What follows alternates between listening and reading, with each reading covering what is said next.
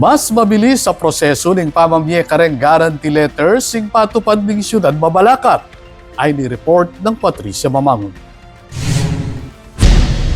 King Syudad Mabalacat, mas pepabilis ing pamag-release o pamagpalwal kareng guarantee letters kay bating direktibang pepalwal ng Mayor Gel Aquino, mga asiguradong agad lang apakibatan ing pamangailangan daring residenteng manyawad sa pinansyal para king karelang kabulasan.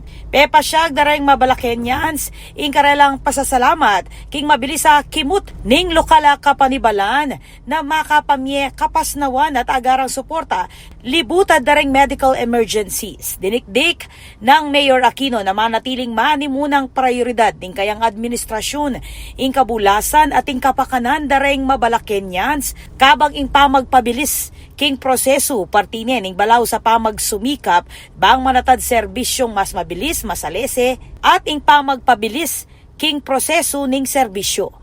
Ako po, Patricia Mamangon para King News Force Pampanga. Balitang tutuking balen, susuyo.